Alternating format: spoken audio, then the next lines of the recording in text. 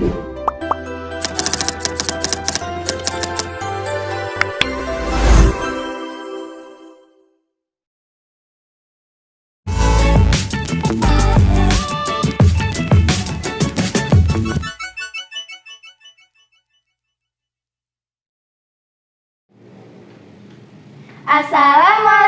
warahmatullahi wabarakatuh. Yang jawab kayaknya pada kurang semangat nih. Iyalah, kan lagi pada puasa. Oh iya, lupa. Baik, kita ulang lagi aja yuk. Ayo. Assalamualaikum warahmatullahi wabarakatuh. Bismillahirrahmanirrahim. Alhamdulillahirabbil alamin wa bihi nasta'inu ala umurid dunya waddin wassalatu wassalamu ala asyrafil anbiya'i wal mursalin wa ala alihi wa sahbihi ajmain. Rabbi shrahli sadri wa yassirli amri wahlul 'uqdatam min lisani yafqahu qawli. Amma ba'du. Pemirsa yang berbahagia, Bapak, Ibu, dan teman-teman yang saya banggakan, marilah kita memanjatkan puji syukur kepada Allah Subhanahu wa Ta'ala atas limpahan rahmat dan nikmatnya, sehingga sampai hari ini kita masih bisa menjalankan ibadah puasa dengan sebaik-baiknya. Shalawat serta salam mari kita sanjung agungkan kepada Nabi kita, Nabi Muhammad Sallallahu Alaihi Wasallam. Teman-teman, apa kabar? Sehat-sehat semua kan? Alhamdulillah. Kita bertemu lagi nih pada hari ini, yaitu hari yang ke-16. Tentunya masih dalam acara Gebyar Amalia Ramadan bersama MIN 5 Bandar Lampung tahun 1442 Hijriah 2021 Masehi. Gimana? Masih pada semangat dan kuat kan puasanya? Alhamdulillah. Pemirsa yang berbahagia, demi menggapai ridha dari Allah Subhanahu wa Ta'ala, mari kita buka acara Gebyar Amalia Ramadan ini dengan membaca basmalah. Bismillahirrahmanirrahim. Semoga acara ini bisa berjalan dengan lancar dan tiada halangan apapun. Acara selanjutnya adalah tahfizul Quran. Mari kita simak bersama, dan pada hari ini akan dilafalkan oleh adik kita, yaitu Muhammad Rafi Pratama sebagai siswa kelas 4A dan akan menghafal juz 29 surat Al-Ma'arij. Kepadanya dipersilakan. Bismillahirrahmanirrahim. Sa'ala sa'ilum bi'azabi waqi' lil kafirina laisa lahu dafi' minallahi zil ma'arij.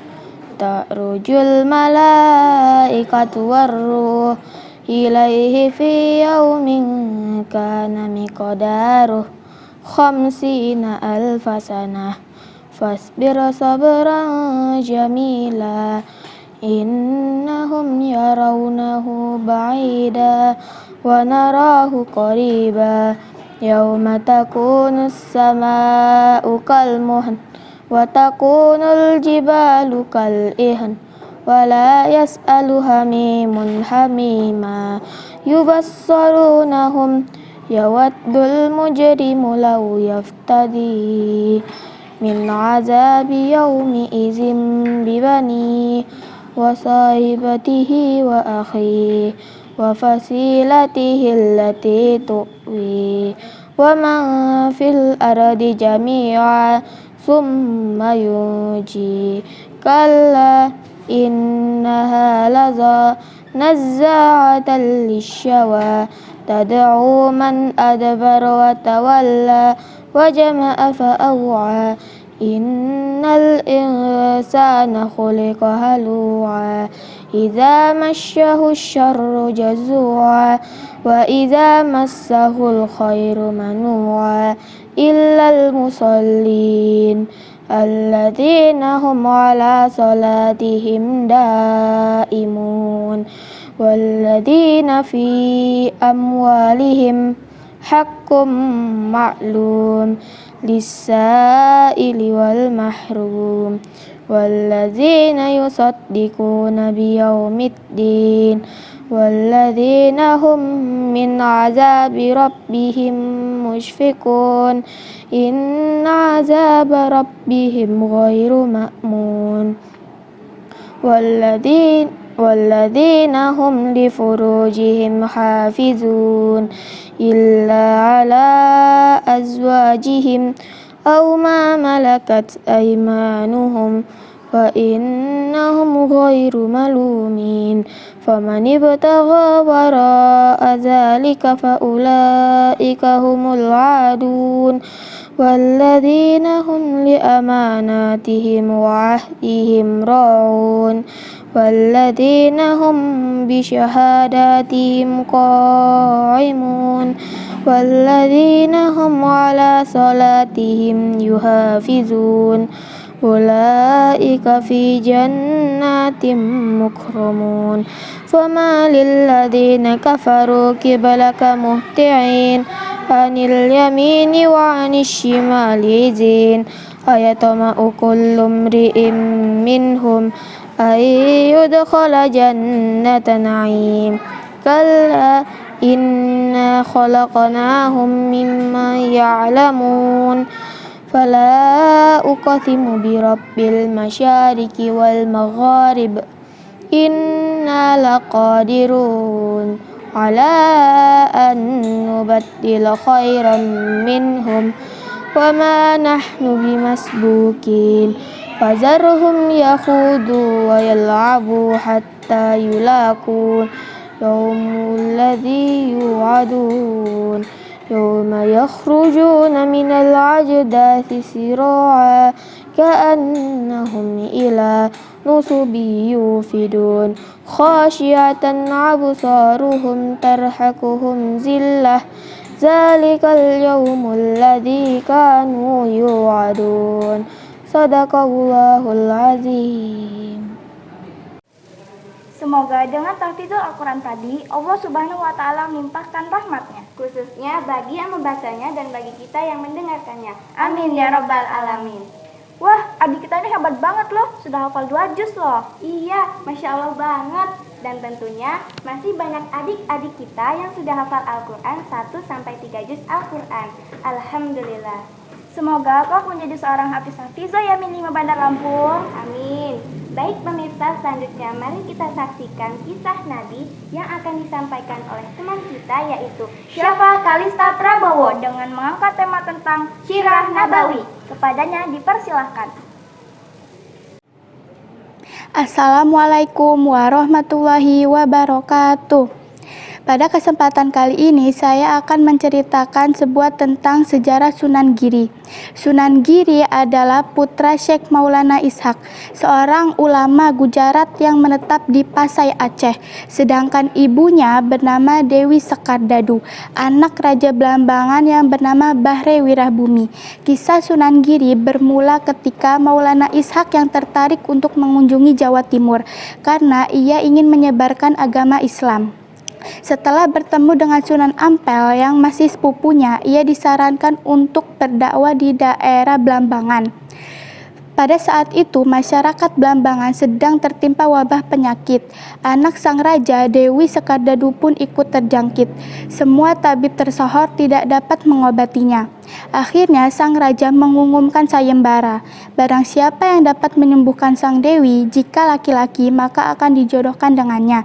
Jika perempuan, maka ia akan menjadi saudara angkat sang Dewi, katanya. Tetapi tidak ada seorang pun yang dapat memenangkan sayembara itu. Di tengah keputusasaan, sang raja mengutus Bajul Sengara untuk mencari pertapa sakti. Saat pencarian itu, sang patih sempat bertemu dengan seorang pertapa sakti yang bernama Resi Kandayana.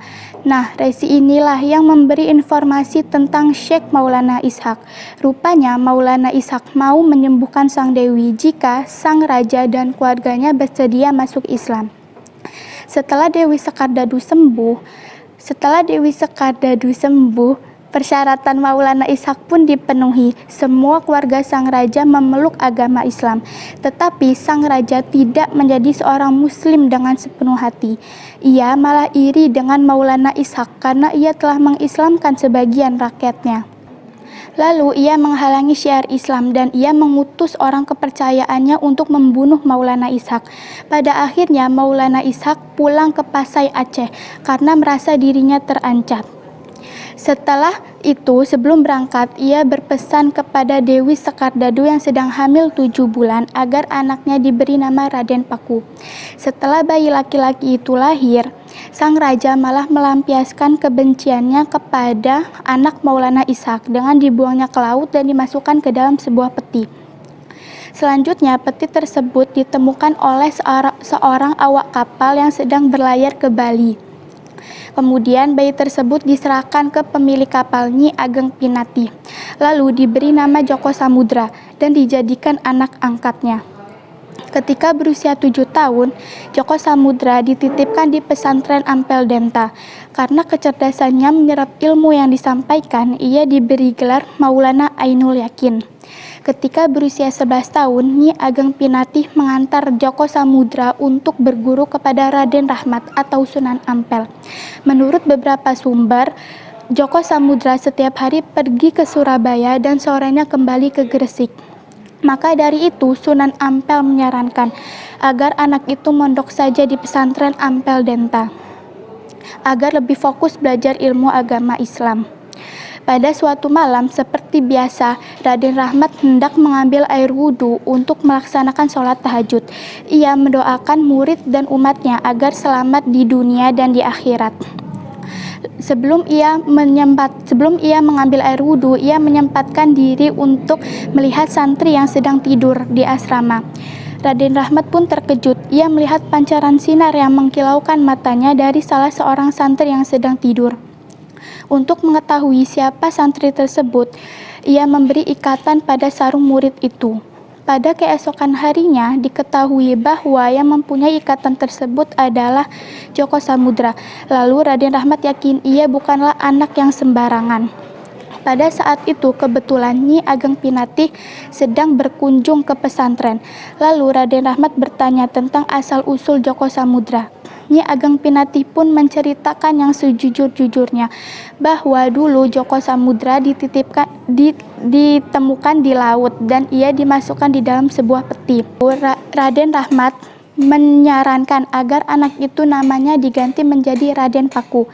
Nyi Ageng Pinati pun menurut saja apa kata Raden Rahmat, karena ia yakin ia adalah wali besar yang dihormati seluruh masyarakat dan masih terhitung sebagai salah seorang pangeran Majapahit. Setelah beberapa tahun mengenyam pendidikan di pesantren, Raden Paku pergi ke Tanah Suci bersama Raden Mahdum Ibrahim atau putra Sunan Ampel. Saat melewati Aceh, mereka berdua menemui Syekh Maulana Ishak dan disarankan untuk memperdalam ilmu agama terlebih dahulu.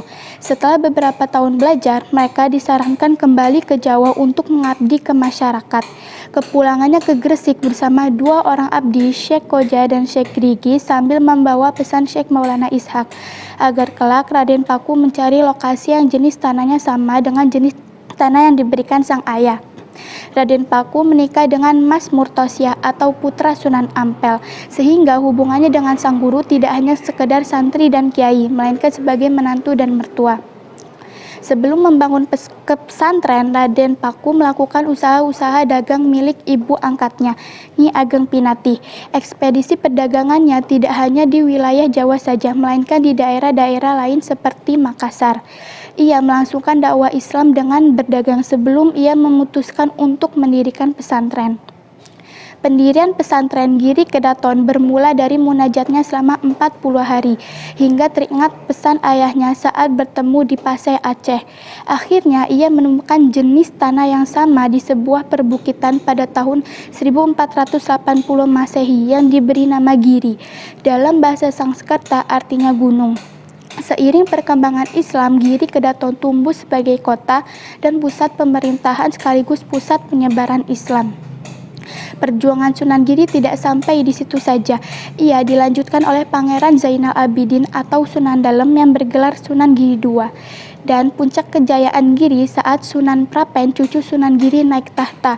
Dakwah Islam dilanjutkan ke berbagai daerah Kutai, Goa, Sumbawa, Bima, Lombok, bahkan ke Maluku.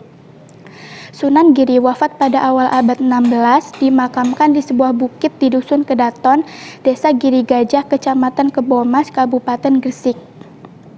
Sampai di situ saja cerita saya tentang sejarah Sunan Giri. Saya akhiri, wabillahi taufik wal hidayah. Wassalamualaikum warahmatullahi wabarakatuh. Itulah tadi penampilan teman kita. Tentunya dengan paparannya tadi ada hikmah dan manfaatnya bagi kita semua. Amin ya rabbal alamin. Mudah-mudahan teman kita tadi kelak menjadi ustazah atau mu'alimah yang mumpuni dalam bidangnya, yang akan mendakwakan syiar agama Islam di segala penjuru. Waktu maghrib kayaknya udah mau tiba nih Bunga. Iyalah, pasti teman-teman semua di rumah nggak sabar nih mau buka puasa. Tapi dengarkan dulu yuk azan maghrib oleh teman kita. Oh iya, ngomong-ngomong namanya siapa ya? Oh iya, Muhammad Husni Mubarak. Dan dilanjutkan doa berbuka puasa yang dibacakan oleh adik kita, yaitu Irgi Nafis Ariski, perwakilan dari kelas 1B.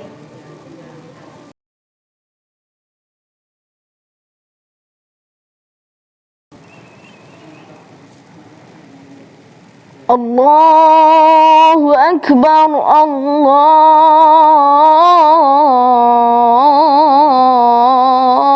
Akbar.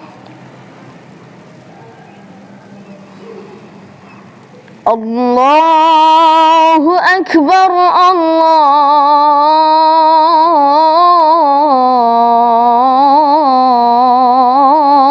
Akbar.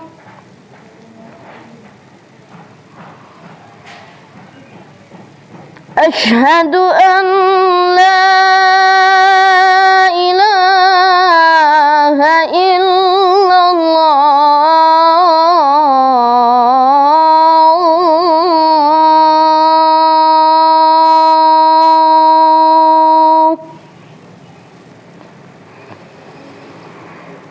أشهد أن لا إله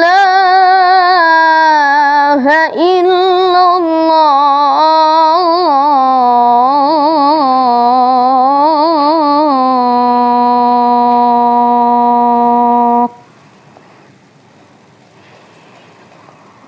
أشهد أن محمد رسول الله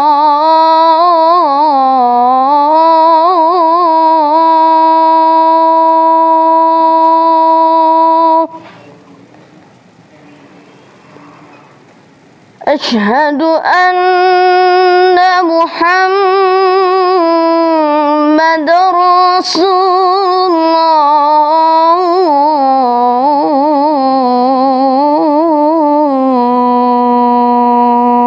الله حي على الصلاة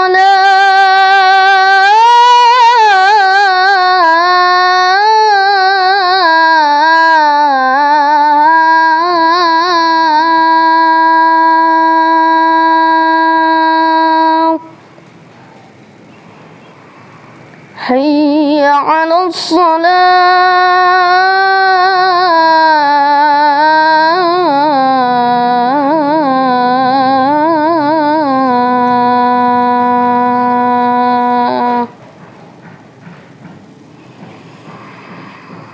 حي على الفلاح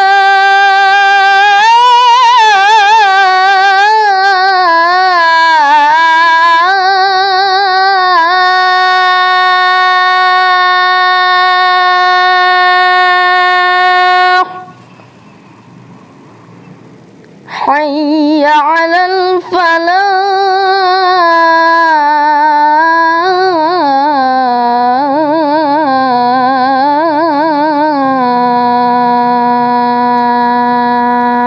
الفلاح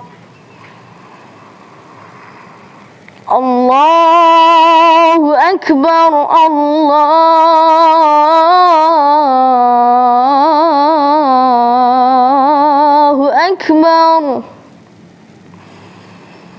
لا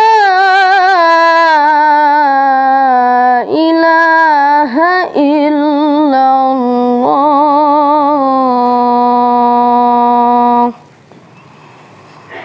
اللهم رب هذه الدعوة التامة والصلاة القائمة آت سيدنا محمدا الوسيلة والفضيلة والشرف والدرجة العالية الرفيعة وابعثه مقاما محمودا الذي وعدته إنك لا تخلف الميعاد.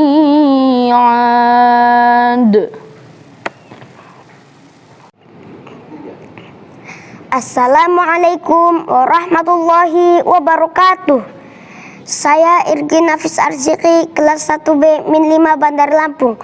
Saya akan membacakan doa berbuka puasa.